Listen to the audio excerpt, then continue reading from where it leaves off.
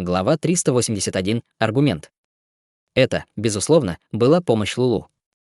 Цветочные феи были очень близки к Трентам, поэтому Лулу, должно быть, рассказала им рассказ Чутеня, чтобы они не бездействовали. Поскольку были люди, которые поддерживали его, он мог быть немного менее обеспокоенным. Поначалу Чутянь хотел отступить, но теперь казалось, что он все еще не мог вернуться, и ему нужно было получить немного преимуществ, прежде чем он это сделает. Эльфийский суд начался, и эльф громко сказал: Вивиан тайно сбежала из племени и отправилась в человеческую страну, не возвращаясь в течение целых 2 месяцев. У нас есть доказательства того, что Вивиан участвовала в войне людей с духовными зверями, а также убила короля королевства духовных зверей. Это идет вразрез с правилами нашего предка и должно давать право на тюремное заключение на 50 лет. Он сделал паузу здесь, прежде чем сказать: Вивиан тайно украла бессмертную траву старейшины Аберсина и тайно отдала ее человеку Чутяню, даже присоединившись к организации Чутеня. Она охотно стала подчиненным человека и нанесла ущерб репутации эльфов. Затем она привела человека в лес хаоса, чтобы сражаться с духовными насекомыми, убив нескольких потомков паучьей королевы Алексы, ухудшая отношения между эльфами и духовными насекомыми. Это сильно повлияет на эльфов в будущем, и она должна быть заперта как минимум на 100 лет. Затем он дал заключение: Вивиан — младшая дочь эльфийского короля, и если она не подает пример, она плохо влияет на других. Я рекомендую суровое наказание навсегда лишить ее статуса принцессы и заключение сроком в 200 лет. 200 лет. Все эльфы ахнули. «Вивиан, эти обвинения?» — тихо спросил Улисс. «Тебе есть что сказать?» Даже для эльфов 200 лет было близко к половине их жизни. Редко были эльфы, которые подвергались таким суровым наказаниям. Лицо Вивиан было немного бледным, но она прикусила губы и фыркнула, словно ей было все равно. Хотя такие серьезные нарушения правил, как у Вивиан, редко наблюдались в течение сотен лет в эльфийской расе, человек Чутянь не должен избежать наказания за свое немалое участие в нарушениях принцессы Вивиан. Теперь пришло время обвинений Чутеня. Вивиан украла бессмертную траву, чтобы отдать ее Чутяню. Вивиан присоединилась к человеческой компании также по приглашению Чутеня. Вивиан участвовала в войне людей и духовных зверей, а также в борьбе с духовными насекомыми, опять же из-за Чутеня. Люди, похищающие эльфов, регулярно появляются на континенте и нередко заставляют эльфов продавать свои тела. Это тот факт, который каждый эльф глубоко ненавидит, и Чутянь, использующий Вивиан, подобен этим зверям, поэтому он без сомнений должен быть строго наказан. Я предлагаю казнь. Старые эльфы несколько минут обсуждали это друг с другом, и все они кивали. Если было сказано, что наказание Вивиан слишком тяжелое, то возражений против наказания Чутеня не было.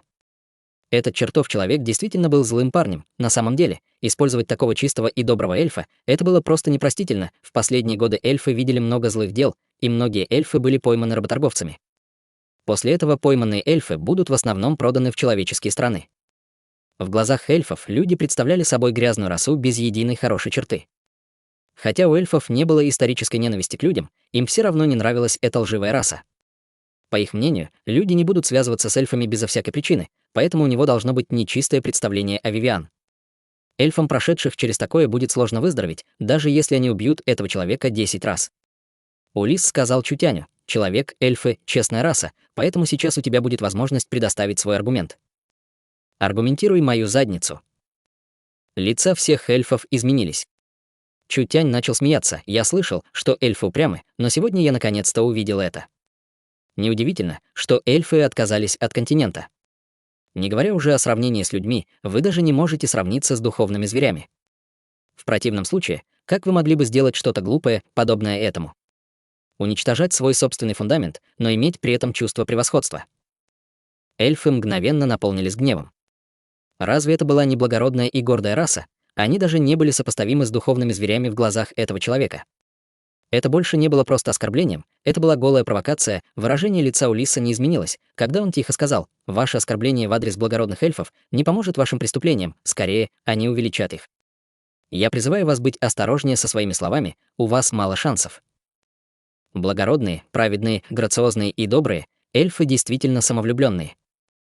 Чутянь бесстрашно говорил спокойным голосом: «Все, что я вижу, это группа недальновидных, ленивых, довольных своим нынешним статусом трусов, которые не осмеливаются смотреть в будущее и постепенно теряют себя в своей долгой истории. Самое смешное, что эти трусы создают эти проклятые правила, чтобы преследовать истинных первопроходцев своих племен, уничтожать настоящих героев среди своих племен, таких как принцесса Вивиан». Все были в шоке, даже Вивиан была шокирована. Когда это она стала героем эльфийского племени, первопроходец эльфийской реформы, это невозможно было связать с ней вообще, Улисс встал, чепуха. Поскольку вы отказались от возможности аргументировать, не вините эльфов за то, что они не дали вам шанса. Кто-то. Господин вице-спикер. Острый взгляд Чутеня был направлен на Улисса. Я хочу задать вам один вопрос. Кажется, вы прожили более 600 лет, но что вы сделал для эльфов за все эти годы? Какие изменения вы внесли в эльфийскую расу с вашей высокой позиции? Улисс внезапно потерял дар речи. Он слегка приподнял брови и сказал: «Моя раса боролась за свободу и отсутствие управления. Как вы, тщеславные люди, можете понять это? Духовные звери уже победили эльфов, а вы все еще кричите об отсутствии управления. Поскольку нет никакого вмешательства в управление, чем занимается эльфийский совет? Они уже должны просто распасться». Слова Чутяна становились все более и более резкими, весь день погруженные в свое прошлое, весь день очарованные чувством превосходства, те, кто действительно тщеславны, вы эльфы. Не отдавая свою должность более квалифицированному человеку, ничего не делая целый день, вы просто вредите людям. Неужели для того, чтобы разбудить вас, нужен полный геноцид? Улисс наконец-то немного рассердился. Каков бы ни был эльфийский нрав, он не мог терпеть постоянные оскорбления Чутеня. Хорошо. Тогда позвольте мне спросить вас, что Вивиан сделала для эльфов? Чутянь начал решительно высказываться за Вивиан. Принцесса Вивиан думала об эльфах и, наконец, решила найти способ спасти судьбу эльфийского народа. Наконец, она нашла комитет чудотворной торговли и узнала о наших передовых технологиях. Чтобы получить эту новую технологию для эльфов, Вивиан рискнула украсть бессмертную траву и прошла несколько десятков тысяч миль, чтобы спасти меня. Когда я был в критическом состоянии, он добавил несколько преувеличений. Я человек из страны Южного Лета и ничего не знал об эльфах и особенно о принцессе Вивиан. Я был тронут искренностью принцессы Вивиан, поэтому я предложил убежище принцессе Вивиан, предоставив ей первоклассные методы самосовершенствования и высочайшие технологии для обучения. Вивиан знала ограничения эльфов, поэтому она осталась в стране Южного Лета, чтобы изучить эту технику совершенствования и вернуть ее эльфам для революции. Кто бы мог подумать, что все вы сочтете нашу искренность грязной. Все эльфы потеряли дар речи, но Чутянь не стал ждать, пока эльфы заговорят. Чутянь справедливо спросил: «Пожалуйста, подумайте об этом, используя свой мозг, которому несколько сотен лет. Южная летняя страна, только маленькая страна. Как я мог привлечь принцессу Вивиан? Я нахожусь только в царстве пробужденной души, и я был в нескольких десятках тысяч миль отсюда. Своими силами я даже не могу пройти через лес хаоса, так как я мог захватить эльфа». Улисс приподнял брови, тогда как Вивиан узнала о вашем существовании. Вивиан была в 4-м слое истинного духа, даже в лесу хаоса ее считали экспертом. Как мог кто-то, как она быть обманутым, культиватором царства пробужденной души? Это было что-то совершенно нелогичное, Чутянь холодно сказал: «Тогда мы должны спросить этого эльфийского старейшину». В это время несколько маленьких эльфов кричали со всех сторон. Это потому, что старейшина Аберсён привез проигрыватель, мы все узнали о Чутяне из этого проигрывателя. Аберсён показал неловкое выражение. Из-за него Вивиан узнала о Чутяне. Улисс спросил Аберсина: «Это действительно было так?» Отчитываясь перед вице-спикером, когда я проезжал через страну Южного Лета, я обнаружил в ней что-то особенное и привез проигрыватель в подарок принцессе. Я никогда не думал, что это приведет к таким последствиям. Затем Улисс спросил: «Вивиан, что ты делала последние 2 месяца среди людей?» Вивиан осторожно посмотрела на Чутяня, и Чутянь кивнул ей. В конце концов, она смело сказала: «Я совершенствовалась в пространственной технике высшего уровня, которую дал мне Чутянь, побег пустоты. Я также изучала технологию построения космического склада». Техника пространственного совершенствования, все эльфы были в шоке. Вивиан не могла найти подходящую технику совершенствования, все прекрасно знали об этом. Возможно, лишь что она нашла подходящую технику. Это было просто невозможно. Методы пространственного совершенствования были редки, как люди могли иметь нечто подобное. Улисс спросил: «Что это за космический склад?» До того, как меня вернули, я была инженером по пространству в комитете чудотворной торговли. Вивиан гордо выпрямила спину. Я уже создала 1 космический склад и хотела создать 2-й. С согласием Чутеня я бы вернула его для племени. В конце концов, еще до того, как можно было создать 2-й космический склад, вы забрали меня. Вивиан объяснила характеристики космического склада эльфам. Все эльфы ахнули, когда услышали это. У Алидис, Аберсина и других были широко открытые глаза. Неужели в этом мире действительно могут быть такие магические технологии?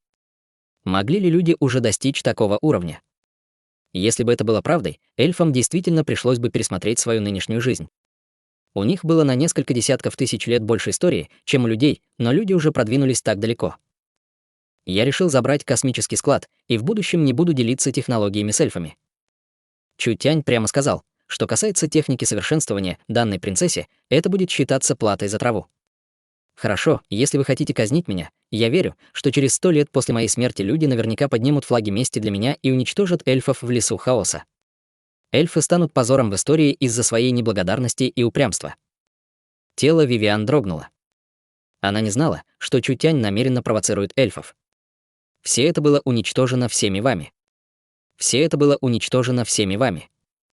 Даже когда эльфы объявили о ее заключении на 200 лет, не повлияло на нее, но теперь она заплакала. Она сердито закричала: Я.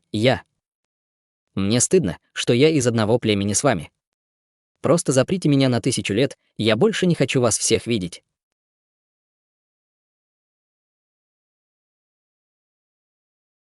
Глава 382. Защитник леса. Когда технологии Комитета чудотворной торговли распространились по всему континенту, Чутянь стал считаться величайшим мудрецом среди людей, поэтому то, что он сказал, скорее всего, сбудется.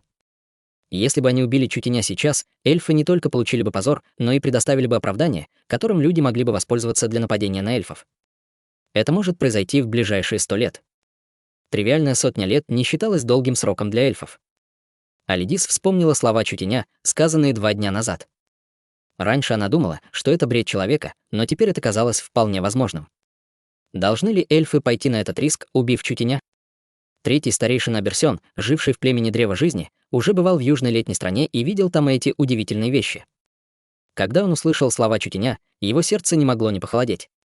«Господин вице-спикер, предлагаю остановиться здесь. Что касается вердикта по этому делу, мы должны принять решение после сбора всех доказательств». «Хорошо». Улис не мог принять решение, услышав все это. «Мы остановимся здесь сегодня». Чутянь больше не был заперт эльфами, скорее его увели трианты и цветочные феи. Когда Вивиан увидела Чутяня, сидящего на трианте и уходящего с группой цветочных фей, то была очень расстроена. Она присоединилась к Комитету чудотворной торговли не так давно, но нашла там что-то, что ей действительно понравилось. Если бы это исчезло из-за эльфов, это был бы беспрецедентный удар по Вивиан. Принцесса Вивиан. Алидис подошла к Вивиан. «Вице-спикер хочет, чтобы вы подошли и четко объяснили этот вопрос». Вивиан сердито закричала: «Что тут объяснять?» Эльфы смотрели друг на друга в полном смятении. Размер триантов был связан с их возрастом.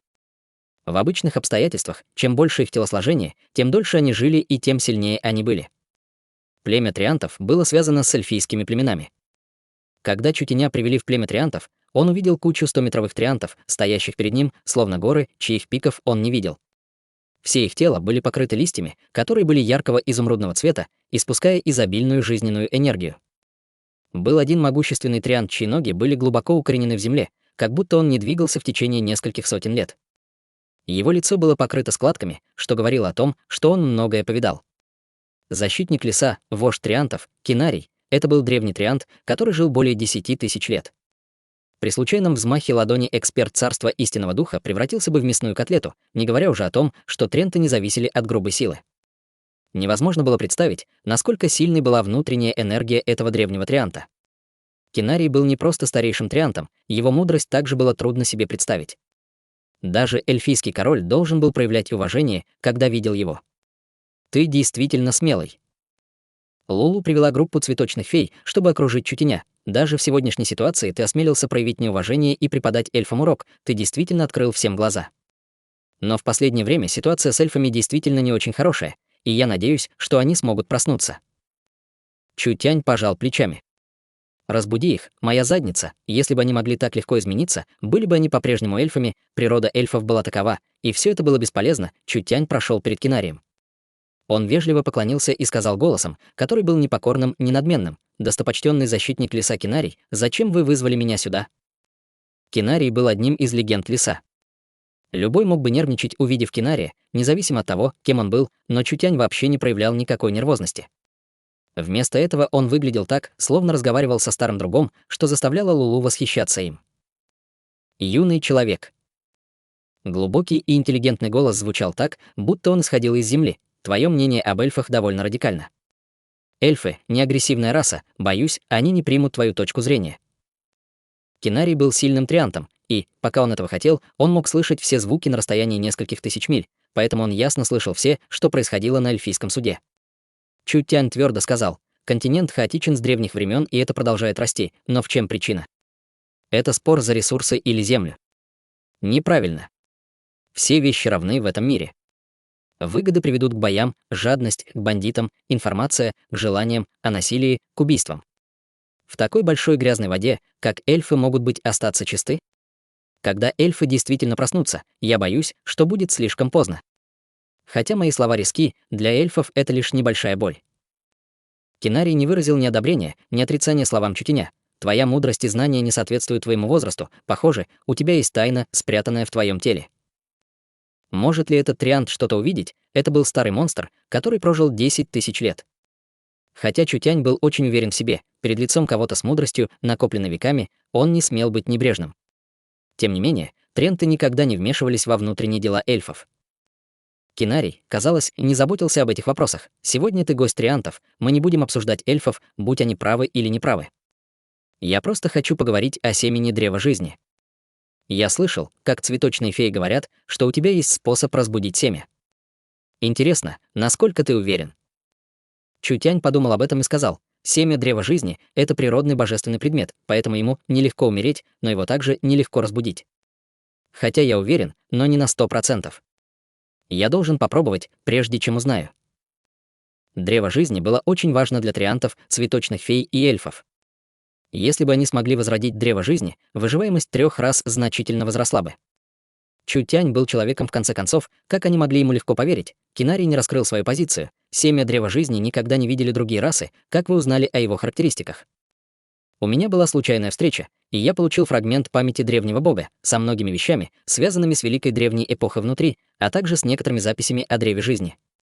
Из этой записи я узнал характеристики древа жизни.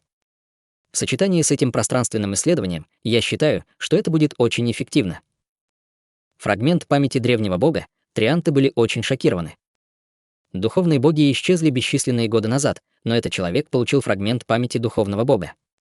Это может быть их величайшим шансом. Чутянь очень интересовался триантами.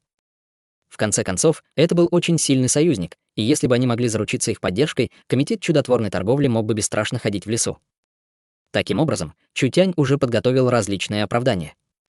Он хотел обмануть триантов, но это было нелегко, поскольку их знания, накопленные в течение десятков тысяч лет, были не просто так. Комитет чудотворной торговли, цветочные феи и трианты, если мы втроем соберемся вместе, мы сможем посадить новое древо жизни. Цветочные феи все сразу кивнули.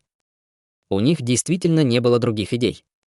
Помощь Чутяня была их надеждой, древнее древо жизни обладало невероятной силой творения. Если бы они могли посадить еще одно древо жизни, это оказало бы на них большое влияние. Это была мечта триантов, цветочных фей и эльфов длинную в 30 тысяч лет. Пока трианты согласятся, у комитета чудотворной торговли будет шанс положиться на эту гору. Что касается эльфов, так как вы не хотите меня, то я не хочу вас. Думаю, мне нужно подумать над этим вопросом. Кто бы мог подумать, что Кинарий больше не хотел обсуждать это. Лулу, отведи нашего гостя на прогулку. Чутянь слегка нахмурился. Этот старый триант не играл по здравому смыслу, поэтому Чутянь не мог сделать ход. Поскольку Кинарий не хотел продолжать обсуждение, Чутянь не мог заставить его. Он мог только сказать: «Тогда я уйду первым». Лулу живо облетела Чутянь. «Чутянь, лес триантов совсем не веселый. Я отвезу тебя в цветочный сад цветочных фей, тебе там понравится. У цветочных фей никогда не было гостей, поэтому все будут очень приветливы к тебе». Сердце Чутяня было слегка тронуто. Цветочные феи были известны как священные садовники, сад цветочных фей наверняка наполнен сокровищами. У нормальных людей не было бы возможности вступить в контакт с этим, поэтому, так как Чутянь имел такой шанс, как он мог позволить ему пропасть, депрессия неспособности убедить триантов была полностью уничтожена. «Хорошо», — кивнул Чутянь, «тогда я посещу место цветочных фей». У Лулу была широкая улыбка, и она дважды сделала круг. Затем она тут же взмахнула крыльями и полетела вперед. Племена эльфов, лес триантов и сад цветочных фей — эти 3 места образовали треугольник, и между ними было сравнительно большое пустое место. Чутянь спросил любопытным голосом: «Почему никто не живет в лесу между 3 племенами?» Лулу замедлила шаг, чтобы приблизиться к Чутяню, и сказала: «Вы, должно быть, говорите о затерянных лесах. Это место, куда никто не допускается, потому что, хотя затерянный лес невелик, в нем часто возникают иллюзии. Когда любые существа падают в иллюзию в этих лесах, они будут потеряны внутри и не смогут уйти. Есть что-то подобное». Чутянь вдруг заинтересовался, есть ли древние руины или мистическое место в лесу. Конечно, нет. Лулу покачала головой и сказала: «Это потому, что в затерянном лесу спрятана особая руда. Эта руда может потревожить дух человека, заставляя попадать в иллюзии, от которых не сбежать. Геологическая причина — он был очень счастлив. Но если говорить о чем-то, что может повлиять человека, это также означало, что это был материал, влияющий на дух. Если эта руда может повлиять даже на сильных эльфов, это означает, что энергия, содержащаяся в руде, была довольно сильной. Лулу увидела, что Чутянь задумался, и не могла не спросить: «А чем ты думаешь?» «А ничего. Вы знаете, что я ученый, и как ученый, мое желание исследовать и интеллектуальное любопытство достаточно сильны». Чутянь потер подбородок и сказал: «Когда ты упомянула особую ситуацию в затерянном лесу, я не мог не почувствовать немного любопытства. Какого рода материал может иметь такой эффект?» «Так ты из-за этого». Подумала Лулу несколько секунд, прежде чем сказать: «Я отведу тебя посмотреть». «Разве это не запретная зона?» «Нет проблем. Цветочные феи имеют особое телосложение, поэтому мы можем блокировать иллюзии. Лулу часто собирает нектар внутри леса, так что проблем с безопасностью нет».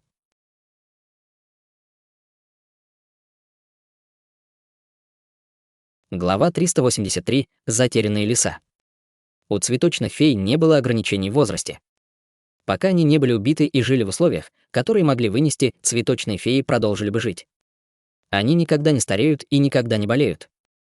Неизвестно, как долго живут эти цветочные феи вокруг него, но у них всех были умы, как у чистых детей. Было несколько сестер цветочных фей во главе с Лулу, которые уже подружились с Чутянем. Место на его плече, голове и даже в одежде все были заняты ими. Эту мелочь обмануть было легче даже, чем эльфов, они вообще не проявляли никакой бдительности. Если бы Чутянь имел дурные намерения, у этих ребят не было бы никакой защиты вообще. Затерянные леса перед нами. Чутянь прошел сквозь густой кустарник. Лес впереди был покрыт слоем тумана, но Чутянь чувствовал, что с этим туманом смешалась сильная энергия. Пью, как собака, учуявшая мясные булочки, маленькая лиса внезапно высунулась из одежды Чутяня. Его сверкающие глаза были полны удивления, когда он прыгнул в куст от тела Чутяня. Лулу нервно крикнула: опасность!» Туман в затерянном лесу был очень опасен. Это была духовная энергия, выпущенная из земли, и за несколько тысяч лет эта энергия накопилась в тумане в большом количестве, поэтому туман был очень опасным. Будь то эльфы, трианты, демонические звери или насекомые, пока это были живые существа, обладающие хоть малейшим сознанием, они будут подвержены влиянию духовной энергии и навсегда потеряны в тумане. Лулу хотела спасти маленькую лису, но маленькая лиса исчезла в тумане и отправилась в лес. Маленькая лиса стояла в тумане и не была затронута вообще. Скорее она открыла рот и начала втягивать в себя туман, в результате чего туман в окружающей области мгновенно проник в живот маленькой лисы. «Что?» Лулу смотрела на лису широко раскрытыми глазами. Почему у этого маленького существа есть такая способность? Это необычная лиса, так что тебе не о чем беспокоиться. Пойдем. Чутянь вошел в затерянный лес, а цветочные феи пролетели рядом с Чутянем, выпустив большое количество пыльцы с их тел. Чутянь почувствовал запах, который поразил его сердце, мгновенно почувствовав, что его голова прояснилась, словно он только что принял ванну с ледяной водой. У цветочных фей действительно были некоторые навыки. Когда Чутянь вдохнул пыльцу, выпущенную цветочными феями, иллюзии не только не затрагивали его, он также почувствовал, что его совершенствование растет. Эту пыльцу можно считать духовным лекарством. На самом деле, будь то Чутянь или эта чёртова лиса, они оба обладали особыми способностями и не могли быть затронуты духовной энергией. Тем не менее, с особой заботой цветочных феях Чутянь счастливо шел по лесу. В этом месте росло древнее древо жизни, поэтому оно было связано с духовной жилой. Духовная энергия была очень сильной, поэтому трианты, эльфы и цветочные феи решили жить здесь. В окружающем лесу было много редких трав и материалов. Раз все остальные места были выбраны эльфами, этот затерянный лес можно было бы считать нетронутой землей. За тысячи лет в этом месте не было много эльфов. В большинстве случаев цветочные феи собирали росу и нектар, никогда не беря никаких материалов. Когда Чутянь вошел в затерянный лес, он увидел землю, покрытую травами. Было мало трав второго уровня, большинство из них были духовными травами третьего уровня, и даже можно было увидеть духовные травы четвертого уровня. Чутянь наступил на траву и взял один из стеблей. Эта трава казалась очень обычной, но стебель был особенно длинным и узким, и в нем, казалось, была сильная духовная энергия. Блаженная трава. Чутянь узнал эту траву. Эта трава была своего рода галлюциногеном. Ее можно смешивать с табачными листьями или принимать напрямую. Это создаст сильную духовную стимуляцию, которая наполнит человека несравненным блаженством, поэтому это был очень ценный развлекательный предмет. Это было хорошо. Когда Чутянь путешествовал по континенту в прошлом, он был в нескольких империях раньше. Цены одной сумки блаженной травы было достаточно, чтобы купить город с несколькими миллионами человек в маленьком королевстве. Чутянь стоял на поле трав и насчитал несколько миллионов высококачественных стеблей блаженной травы, которым было всего несколько сотен лет.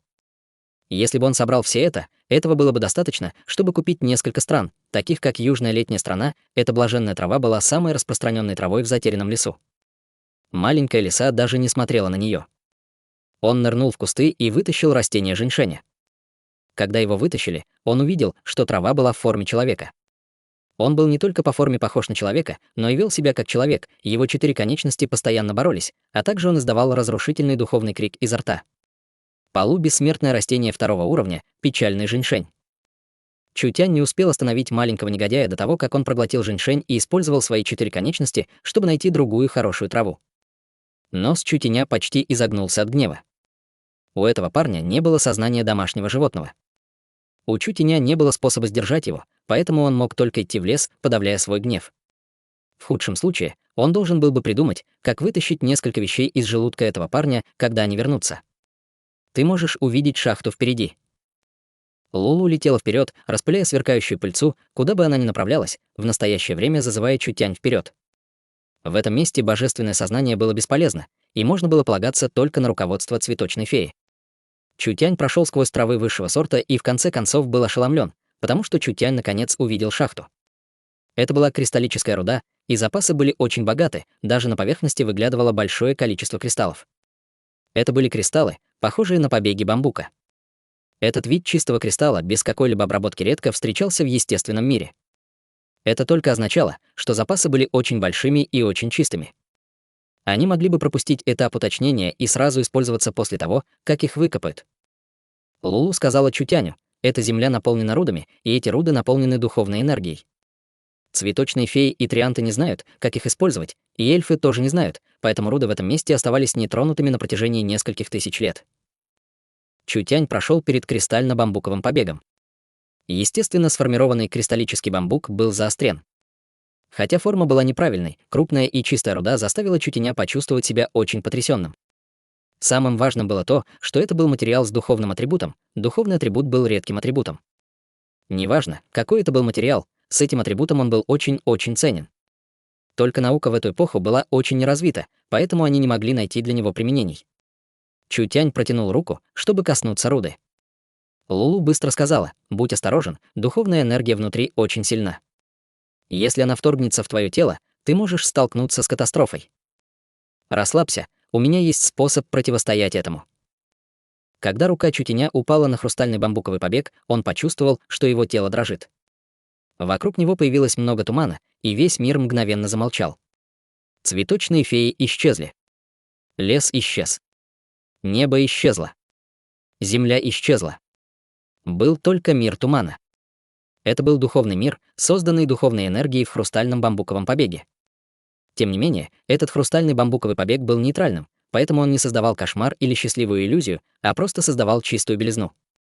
Эта духовная энергия была очень сильной, позволяя людям оставаться в ловушке до тех пор, пока их дух не иссякнет. Побеги бамбука в затерянном лесу были еще страшнее, чем электричество высокого напряжения. Если бы нормальные люди прикоснулись к нему, большое количество духовной энергии ворвалось бы в их тело и охватило бы весь их разум, полностью захватив их чувства. Даже если бы товарищ спас их, они все равно стали бы овощем. Такая мощь. Я никогда бы не подумал, что смогу встретить такой качественный духовный кристалл. С этой мыслью Чутянь выпустил силу девятиглазого демонического бога, и этот несравненно белый туман быстро исчез. Чутянь вернулся в затерянный лес, отодвинув руку от кристалла. Лулу в шоке посмотрела на Чутяня. Ей было очень любопытно, почему на Чутяня это не повлияло. Могу ли я взять кусок для исследования? Не будь таким вежливым. Не говоря уже о том, что никто не хочет этой опасной штуки. Даже если бы это был полезный драгоценный кристалл, сколько бы ты ни хотели, цветочные феи дадут их тебе без каких-либо колебаний. Чутянь показал слабую улыбку и ничего не сказал.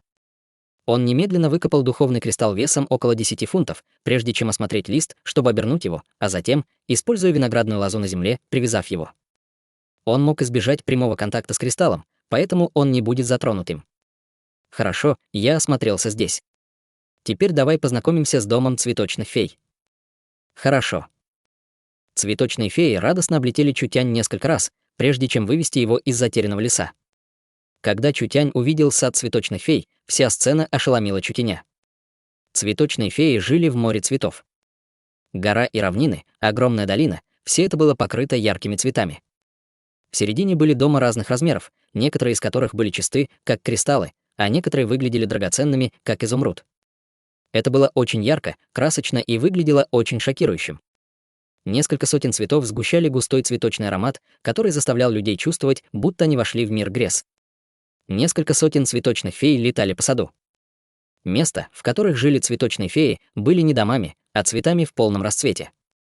Каждая цветочная фея была похожа на маленькую девочку, и они взмахивали своими прозрачными, словно хрусталь, крыльями бабочки, летая от цветка к цветку. Куда бы они ни летели, везде оставалась светящаяся пыльца. Чутянь сказал очень потрясенным голосом: «Слишком прекрасно».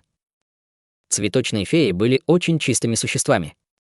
Когда Лулу и другие услышали, как Чутянь называет их прекрасными, они сразу же широко улыбнулись и повели Чутяна в сад. Когда другие цветочные феи узнали, что Чутянь прибыл, они все собрались вместе. Они были похожи на более 1000 прекрасных бабочек, собравшихся вокруг Чутяня, и водя его в различные места племени цветочных фей в качестве гостя. Люди этой эпохи вообще не знали о существовании этих цветочных фей, поэтому у них не было никакой защиты от людей. Хотя эльфы тоже были доброй расой. Для сравнения, Чутяню больше понравились цветочные феи, потому что они были более простыми и никогда не заботились об этикете вообще.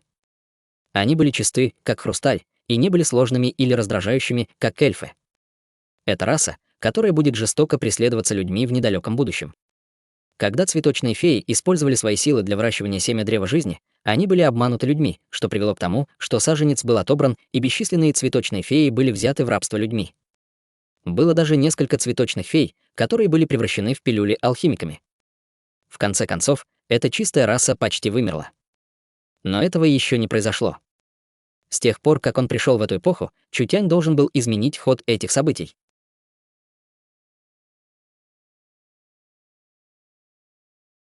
Глава 384. Сказочное вино. Способность садоводства цветочных фей не имела себе равных на континенте, поэтому цветы здесь были небесными и земными сокровищами, а некоторые были даже в бессмертном ранге. Неудивительно, что людям нравилось вторгаться на территорию цветочных фей. Мало того, что сами цветочные феи были ценны, место, в котором они жили, было естественной сокровищницей. Цветочные феи не нуждались в совершенствовании, поэтому им не нужно было лично использовать эти сокровища, они взращивали их только как хобби. Они дарили большое количество ценных подарков своим эльфийским друзьям каждый год. Теперь, когда Чутянь был гостем расы цветочных фей, естественно, он получил теплый прием. Чутянь сел на поле, наполненное цветами, и его окружили милые маленькие цветочные феи. За несколько тысяч лет эти мелочи не уходили дальше 100 километров от этого места. Они встречались только с молчаливыми и мудрыми триантами и активными и дружелюбными эльфами, они никогда не видели других рас континента. Чутянь был единственным посторонним, кому посчастливилось посетить сад цветочных фей за несколько тысяч лет. Большинство цветочных фей смотрели фильмы Комитета чудотворной торговли, поэтому они не были незнакомы с Чутянем. Вместо этого они чувствовали себя очень близкими к нему, поэтому, когда Чутянь пришел в сад цветочных фей, почти все цветочные феи слетелись к нему. Это была большая группа. В саду жило около 2000 цветочных фей, так что это было очень большое число для редкой расы цветочных фей. В конце концов, цветочные феи были изначально природной формой жизни и не были рождены как обычно. Каждый был сформирован как небесное и земное сокровище. Это сказочное вино, попробовать его могут только лучшие друзья цветочных фей. Несколько цветочных фей держали цветок. 7 цветных лепестков были плотно закрыты и испускали сильную жизненную энергию. Внутри цветущих лепестков цветка была жидкость, излучающая нежное свечение. Чутянь слегка вздохнул. Невероятная энергия распространилась по его телу, и он почувствовал, как открываются все поры. Как будто каждая клетка была наполнена беспрецедентной жизненной энергией. Даже аура имела такой мощный эффект, это не уступало принятию священных лекарств. Чутянь никогда бы не подумал, что это сказочное вино было приготовлено из 3 видов бессмертных трав высокого уровня, иначе как оно могло произвести такой сильный эффект? Бессмертные травы были бессмертными травами. Даже в таком месте, как лес хаоса, бессмертные травы были все еще довольно редки, иначе племя эльфов не было бы в такой ситуации после потери травы долголетия. Невероятно, это действительно было пустой тратой сокровищ, использовать бессмертные травы, чтобы варить вино. Техника варки вина была обычной, поэтому бессмертные травы не сохранили даже 10-й части своего эффекта. Несколько бессмертных трав были потрачены впустую. Таким образом, если бы это было не пустой тратой небесных даров, что бы это было? Чутянь поднял цветочную чашку и выпил все это.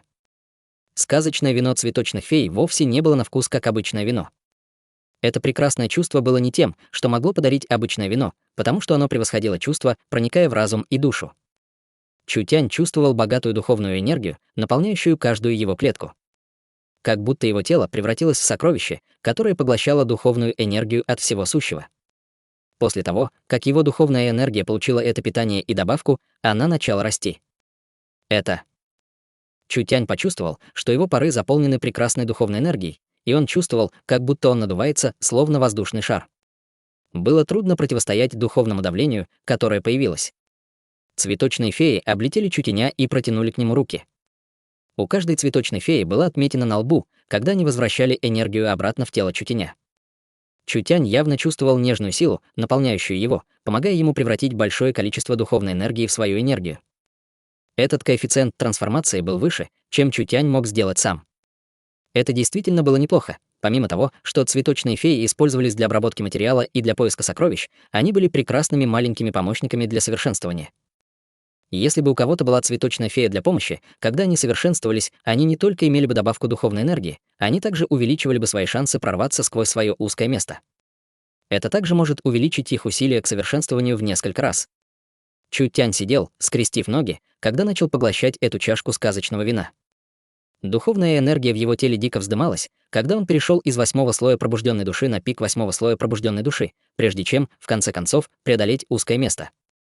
Хонг, достойная и мощная энергия, мгновенно охватила весь сад цветочных фей. В небе появилась большая иллюзия, похожая на почтенного девятиглазого демонического бога, который охватил весь мир. Он держал пылающий черный клинок демонического бога, который мог разрезать сами небеса. Такое сильное давление, такая сильная аура, цветочные феи были шокированы. Чутянь скрывал в себе такую несравненно мощную силу. В лесу триантов Кинарий снова открыл глаза. Когда он увидел явление над цветочным садом, этот триант, который прожил более 10 тысяч лет, выглядел изумленным и неверящим. Хотя он знал, что этот человек не был простым, он никогда не думал, что он будет таким сильным. Этот потенциал был самым страшным, что Кинарий когда-либо видел, и в своих долгих воспоминаниях он не мог найти ни одного существа, которое могло бы ему соответствовать. Эльфийское племя. Вивиан продемонстрировала технику побег пустоты, которая заставила всех эльфийских старейшин показать вид шока. Эта чрезвычайно особенная и не имеющая аналогов техника освоения космического движения была слишком чудесной. Вивиан практиковала ее в течение 2 месяцев. Она не использовала никаких ресурсов и даже не достигла царства малого успеха, но уже могла игнорировать все атаки, которые не достигли 4-го уровня истинного духа. Было очень важное ключевое слово. Техника не защищала от атак, она вообще их игнорировала, у этих методов была принципиальная разница. Культиватор царства истинного духа может с легкостью блокировать атаку культиватора царства усовершенствования тела, и даже 1000 культиваторов царства усовершенствования тела не может убить культиватор царства истинного духа. Но даже если атаки культиватора усовершенствования тела слабые, культиватор истинного духа все равно будет использовать духовную энергию, чтобы заблокировать их. 1000 культиваторов усовершенствования тела не могут убить культиватора истинного духа. Но как насчет 2000, 3000, 10 тысяч, 100 тысяч? Когда культиватор истинного духа израсходует всю свою духовную энергию, он будет не сильнее обычного человека. Культиваторы низкого уровня могут использовать количество, чтобы убить культиваторы высокого уровня, но побег пустоты был совсем другим. Если Вивиан встретит атаки низкоуровневых культиваторов, она может не защищаться от них. Она могла увернуться на пространственном уровне, не обращая внимания на атаки любого совершенствующегося. Пока он не превысил верхнюю границу, неважно, сколько было атак, Вивиан в настоящее время может игнорировать все атаки до 4-го слоя истинного духа. Это также означало, что даже если она встретит армию в 1 000 000 человек, она не будет ранена ни в малейшей степени. Даже если бы это была армия из 2 уровня культиваторов истинного духа, до тех пор, пока их мгновенные атаки не преодолевали пространственный барьер, их атаки не имели бы значения, независимо от того, сколько их было. Вивиан не только не пострадает, но и не будет расходовать дополнительную энергию. Насколько удивительной была эта техника совершенствования, это был просто шокирующий эффект, если бы она могла достичь царства большого успеха с помощью совершенствования Вивиана в 4 слое истинного духа, она могла бы избежать атак в 7 слое. Также у Вивиан были врожденные пространственные силы, что означало, что она все еще могла атаковать других, в то время как они не могли атаковать ее. Это было чем-то, чему нельзя было сопротивляться, конечно. Эльфы недостаточно понимали технику побега пустоты. Побег пустоты действительно может игнорировать все физические и обычные энергетические атаки, но пространственные атаки, духовные атаки и атаки души все еще могут влиять на нее. Разве это не просто сломанная трава? Я просто компенсирую ее вам всем. Вивиан была полна негодования и неудовлетворенности, даже сотни трав не хватило бы для этой техники совершенствования. Не говоря уже о том, что Чутянь научил меня еще более ценным технологиям, которые могут изменить мир. Теперь эльфы поверили словам Чутяня. Этот парень был действительно гением среди всех гениев, Улис подавил шок в своем сердце. Какие пространственные технологии? Ты можешь показать мне их. У Вивиан определенно не было способа вызвать космический склад.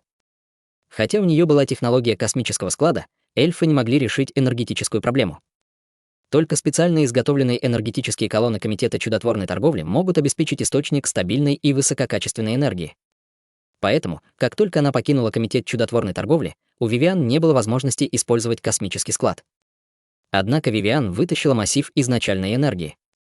Когда они увидели беспрецедентный источник энергии, каждый эльф был полностью шокирован. Где это была наука? Это было просто чудо, эльфы всегда гордились. Потому что эльфы просуществовали более 100 000 лет по сравнению с людьми. Каждый эльф обладал глубокими знаниями и мог сравниться с величайшими учеными среди людей, поэтому они вообще не брали людей в глаза. Хотя они знали, что развитие культуры у людей происходит быстро, им все еще нужно было более 10 000 лет, чтобы догнать эльфов. Когда массив изначальной энергии появился перед ними, самоуважение и гордость эльфов были полностью разрушены, эльфам не нужно было испытывать космический склад, чтобы знать, как это было удивительно. Даже просто массив изначальной энергии перед ними был технологией, которая была на 10 000 лет впереди эльфов. Когда человеческая цивилизация достигла уровня, когда эльфы должны были смотреть на них снизу вверх, это был первый раз, когда они почувствовали глубокое разочарование. В то же время они чувствовали опасность, эльфы сражались с духовными зверями. И пока они боролись за звание расы номер 1 на континенте, восстал ли тайно настоящий гигант? Будь то мудрые эльфы или храбрые духовные звери, все они недооценили людей, этот вопрос действительно был недоразумением. У Чутяня была такая техника и технология совершенствования. Зачем ему пытаться обмануть эльфов из-за бессмертной травы 2 уровня? Это не имеет смысла вообще, Вивиан сказала. Будь то сила или цивилизация, люди не могут сравниться с эльфами. Только Чутянь отличается, его мудрость по крайней мере на 100 000 лет впереди эльфов.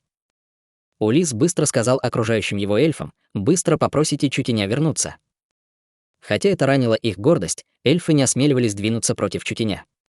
Если эльфы действительно станут причиной смерти Чутяня, то это будет не только позором для их расы, но и предзнаменованием войны между людьми и эльфами. Был ли он жив или мертв? Действий этого человека были уже достаточно, чтобы изменить историю континента. Когда эльфы вышли, мир начал дрожать. Великолепное явление появилось в садах цветочных фей, и эльфы снова были в шоке.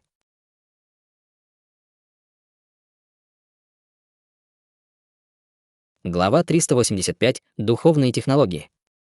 Чутянь перешел на 2 уровня после того, как выпил сказочное вино, перейдя от 8 слоя пробужденной души к пику 8 слоя пробужденной души и до 9 слоя пробужденной души. Все это не происходило при совершенствовании в закрытых дверях в течение долгого времени, все это произошло всего за 1 час. Все это было невозможно раньше, но произошло благодаря силе сказочного вина и помощи цветочных фей. Жизнь действительно была наполнена приятными сюрпризами. Когда он не был осторожен, он снова стал сильнее. Чутянь никогда не думал, что это произойдет в плену у эльфов. Когда он открыл глаза, Чутянь даже не успел заговорить, когда увидел маленькую лису, лежащую на траве. Там были цветочные феи, кружащиеся вокруг него, принося ему различные драгоценные нефритовые фрукты. Маленькая лиса отказывалась закрывать рот, наливая несравненно драгоценное сказочное вино чашку за чашкой в рот. У Лулу и цветочных фей были удивления на лицах. Маленькая белая лиса действительно может съесть так много и не наесться. Мы должны принести еще немного. Блять. Чёртова лиса, бесчисленные драгоценные предметы были потрачены впустую, маленькая лиса не спеша наслаждалась трапезой. Но когда он увидел, что Чутянь не спит, он был удивлен и мгновенно сместил все вещи перед ним в живот, боясь, что Чутянь заберет все это. Цветочные феи испуганно вздохнули. Маленькая белая лиса действительно голодна. Чепуха. Может ли эта лиса когда-нибудь наесться? Если бы эта лиса оставалась в цветочных садах в течение 3-5 дней, возможно, все предметы, хранящиеся в саду более 1000 лет, были бы съедены, хотя чистых и добрых цветочных фей это не волновало. Им все равно было нелегко сохранить все эти сокровища. Чутянь быстро поднял маленькую лису и не позволил им продолжать ее обслуживать. Маленькая лиса поморщилась, а затем потерла свой круглый живот. Это было хорошо, он насытился в любом случае. В конце концов, он съел большое количество сокровищ в затерянном лесу, и теперь, когда он съел еще немного в садах цветочных фей, у него было достаточно энергии, накопленной в себе. Даже эта маленькая лиса после такого может считаться сытой. Это подарок, который хотел маленький белый лис. Несколько цветочных фей принесли пару фиолетовых марионеток. Когда лис увидел марионеток, он сразу же показал счастливую улыбку. Он небрежно использовал свои когти, чтобы забрать их все, прежде чем приковать их когтями к цветочным феям, выглядя очень благодарным, заставляя цветочных фей улыбаться. Это было не что иное, как 3 марионетки души. Чтобы защитить свое отступление на переднем крае страны Южного лета, маленькая лиса потеряла свою марионетку души, поэтому маленькая лиса не имела возможности вызывать что-либо. Теперь, когда цветочные феи дали ему еще 3 марионетки души, каждая из которых лучше, чем предыдущая, это означало, что маленькая лиса могла хранить души 3 могущественных демонов. Его боевая сила была бы намного сильнее, чем сейчас. Лулу подлетела к Чутяню. «Сказочное вино действительно очень помогло тебе. Мы дадим тебе еще несколько чашек». Цветочные феи были очень дружелюбны, что тронуло сердце Чутяня. «Нет, не нужно». Чутянь не был вежлив, но с его нынешней ограниченной силой ему хватило чашки сказочного вина, чтобы оказать на него большое влияние. Он не может поглотить еще одну чашку в течение еще 1 месяца, и, прорвавшись через 2 уровня, он не мог продолжать тратить драгоценный предмет, такой как сказочное вино. Хорошие вещи можно попробовать, но слишком много делает их дешевыми. Вы должны оставить это для будущих гостей. У Чутяня не было ни нормальной пищеварительной способности, как у маленькой лисы. Если бы он выпил еще 1 чашку сказочного вина, возможно, это повредило бы его телу. Цветочные феи должны были потратить много времени и сил, чтобы приготовить это сказочное вино, так что это вино высшего качества бессмертного качества не может быть потрачено впустую. Большое спасибо за увеличение моего совершенствования. У Чутяня не было никаких других достоинств, но он все же проявлял элементарную вежливость. Цветочные феи помогли Чутяню, поэтому он даст цветочным феям несколько преимуществ. Чутянь прямо сказал: «Мне также нужно сделать подарок цветочным феям, поэтому я создам мир для всех вас». Создать мир, что он хотел сделать, цветочные феи были в замешательстве. Может ли смертный сделать нечто подобное? Чутянь достал духовный кристалл из затерянного леса. «Я приглашаю цветочных фей создать со мной новый мир». Хорошо. Но можем ли мы создать новый мир? Если я сказал, что мы можем, значит, мы можем. Чутянь показал уверенную улыбку, когда он положил кристалл на землю. «Давайте начнем». Цветочные феи были очень чисты и не тратили время на то, чтобы сказать что-либо еще. Они не хотели сомневаться и верили, что это правда, потому что, по их мнению, мудрый и дружелюбный Чутянь не стал бы их обманывать. Или даже в глазах цветочных фей не было понятия значения слова лжи. Потому что каждая цветочная фея верила, что это правда, и они смотрели на Чутяня с лицами, полными ожидания. Чутянь впервые нарисовал большой массив изначальной энергии, который был еще одним беспрецедентным массивом изначальной энергии. Он полностью отличался от любого массива, который был раньше. Цветочные феи наблюдали, как этот несравненно сложный массив изначальной энергии был нарисован постепенно. Хотя они не могли видеть, для чего это нужно, с врожденными навыками ощущения энергии цветочных фей, они чувствовали, что массив выдает необычайную и глубокую волну духовной энергии. Чутянь поместил духовный кристалл в глаз массива изначальной энергии, и маленькая лиса выплюнула несколько энергетических колонн. Он разместил энергетические колонны, и весь массив изначальной энергии был активирован. Безудержная и сильная духовная энергия была выпущена большими волнами. Это образовало духовный барьер, который нельзя было увидеть, но можно было почувствовать. Духовная энергия была редким видом энергии. Никто на континенте не знал происхождения этого вида энергии. Поэтому цивилизация континента не могла высвобождать духовную энергию из источника энергии. Поэтому не было никаких сомнений в том, что это было то, что превосходило нынешнюю эпоху. Чутянь сказал цветочным феям: «Идемте со мной». Сказав это, Чутянь вошел в массив изначальной энергии, и цветочные феи последовали за ним. Когда цветочные феи вошли в массив, они почувствовали, как духовная энергия в воздухе вошла в их разум. Благодаря врожденному таланту и телосложению цветочных фей, такой духовной энергии было легко противостоять. Однако Чутянь сказал: «Откройте свой разум и примите ее». Цветочные феи вообще не проявляли бдительности, следуя инструкциям Чутяня. Духовная энергия вошла в их разум медленно и устойчиво. Вскоре все были затронуты духовной энергией, и их окружение было наполнено иллюзиями. Лулу и ее сестры обнаружили, что они появились в пустой степи. Местность была обширной и широкой, и они не могли видеть края. Ветер дул на них, заставляя их чувствовать себя хорошо и тепло. Хотя они и знали, что это иллюзия, они чувствовали себя как в реальном мире. В это время над ними возник сильный ветер, когда большая тень покрыла землю. Когда цветочные феи подняли глаза, они все были в шоке от того, что они видят. Зеленый дракон длиной 50 метров в настоящее время расправляет крылья и пролетает над их головами. Его размер был таким же шокирующим, как у горы. Лулу.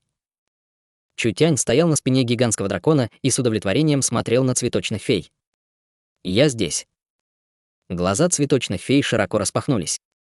Чутянь приказал, и зеленый дракон мгновенно взорвался, превратившись в бесчисленные лепестки цветов, падая, как прекрасные капли дождя, покрывая весь луг. Чутянь упал, как перышко, на землю. Это все иллюзия. Я уже дал всем вам духовное разрешение, так что вы тоже можете это сделать. Попробуйте и смотрите. Цветочные феи высвободили свою духовную энергию. Огромный пустой луг внезапно превратился в большой лес, мгновенно покрывающий всю местность. Пустая степь мгновенно превратилась в бесконечный лес. Цветочные феи быстро поняли. В этом духовном мире они были в основном всемогущими. Пока они думают о чем-то, оно мгновенно сформируется, иллюзии не были особенными. Возможность контролировать иллюзии тоже не была особенной. Но этот вид управления иллюзиями по велению, чтобы удовлетворить желание сердца, было трудно представить. Цветочные феи блуждали по иллюзорному миру, иногда превращая его в лес, иногда превращая его в море цветов, иногда превращая его в океан. Различные животные также будут меняться в зависимости от их воли. Это был просто иллюзорный рай. Чутянь наблюдал за иллюзией, когда сказал: «Как вам?» Цветочные феи были очень довольны. Мы думали, что иллюзии могут только ранить людей, но никогда не думали, что их можно использовать таким образом. Это действительно слишком удивительно. Чутянь засмеялся. Есть еще кое-что более удивительное. Время, проходящее в духовном мире, не соответствует времени в реальном мире. Я могу сильно замедлить время в духовном раю, поэтому, даже если здесь пройдет день, во внешнем мире пройдет только час. Цветочные феи выражали свое восхищение, но их это не волновало. Это было потому, что цветочные феи были росой, которая не стареет и не болеет, поэтому у них не было никакой концепции о потоке времени. Однако, если бы это было сделано в человеческом мире, это вызвало бы гигантский переполох. Это означало, что если бы люди жили в духовном мире, они могли бы прожить в несколько раз больше своей обычной жизни. Для недолговечных людей это была молитва, посланная с небес. Почему Чутянь был таким эрудированным? Это произошло потому, что в эпоху, в которой жил Чутянь, духовные технологии были очень развиты.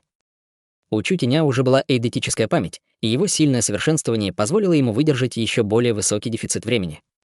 Чутянь проучился в духовной библиотеке в течение года, в то время как несколько десятков лет прошло снаружи. Поэтому, хотя он был молод, у него была редкая мудрость, поэтому никто в нынешнюю эпоху не мог превзойти его. 2 жизни Чутяня составили в целом менее 100 лет, но его время обучения было в несколько раз больше. Ни один эльф не мог сравниться с ним. После входа в затерянный лес Чутянь обнаружил, что кристалл замешательства обладает сильным и устойчивым свойством. Это было очень удобно для того, чтобы стать основным материалом для создания этого духовного мира. Ценность этого предмета была не просто в создании иллюзий. Если бы Чутянь создал духовную лабораторию, производительность секты Юнь увеличилась бы в несколько раз. Если бы он создал духовную библиотеку, было бы гораздо больше талантов и ученых. Или даже, если Чутянь изучит духовные технологии на пике. Чутянь мог создать духовную сеть. Эта сеть соединит разум каждого человека и позволит ему сформировать духовную сеть между различными расами леса или даже континента. Это сделало бы духовный мир вторым миром, и у каждого человека могла бы быть новая идентичность в этом духовном мире. Это также обеспечит множество видов развлечений, обучения, торговли и других видов деятельности. Континент вступит в эру духовной сети. Чутянь и Вивиан а также эльфы работали вместе над созданием пространственной технологии. Теперь он планировал работать с цветочными феями, чтобы исследовать духовные технологии — это скрытое сокровище.